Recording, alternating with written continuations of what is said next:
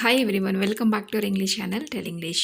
ఈరోజు ఈ వీడియోలో మనం తరచుగా మాట్లాడే కొన్ని తెలుగు సెంటెన్స్ని ఇంగ్లీష్లో ఎలా చెప్పాలో చూద్దాం. వీడియో ఇక్కడ స్కిప్ చేయకుండా ఎండ్ వరకు చూసి నచ్చితే లైక్ చేసి తప్పకుండా ఛానల్ సబ్స్క్రైబ్ చేసుకోవడం మర్చిపోవద్దు. ఇప్పుడు ఫస్ట్ సెంటెన్స్ వచ్చేసి నేను ఇంగ్లీష్ నేర్చుకోవాలి అని చెప్తూ ఉంటాం కదా, దాని ఇంగ్లీష్లో ఐ మస్ట్ లెర్న్ ఇంగ్లీష్.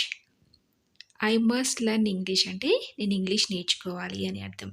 అలాగే ఆమె టీ తాగుతుందా అని మనం ఎవరైనా అడుగుతుంటాం కదా, దాని ఇంగ్లీష్లో does she drink tea, does she drink tea అని అడగాలి. అలాగే మా ఆఫీస్ మొదటి అంతస్తులో ఉంది అని చెప్పడానికి my office on the first floor, my office on the first floor.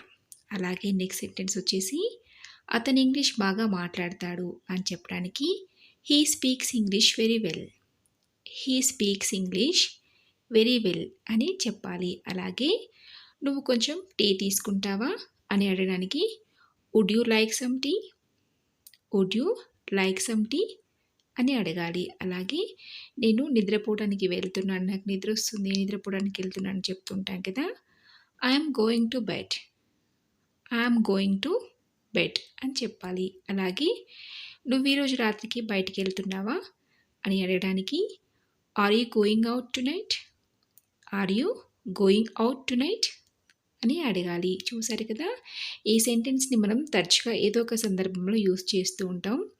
మీరు కూడా నోట్ చేసుకొని ప్రాక్టీస్ చేస్తూ అవసరాన్ని బట్టి యూస్ చేయండి. అలాగే ఈ వీడియో మీకు నచ్చితే తప్పకుండా ఒక లైక్ చేసి మీరు ఫ్రెండ్స్కి షేర్ చేయండి. అలాగే ఇలాంటి మరెన్నో యూస్ఫుల్ వీడియోస్ చూడాలనుకుంటే తప్పకుండా ఛానల్ని సబ్స్క్రైబ్ చేసుకొని పక్కనే ఉన్న బెల్ బటన్ని హిట్ చేయండి. మరొక యూస్ఫుల్ వీడియోతో మీ ముందు ఉంటాను. Thank you for watching.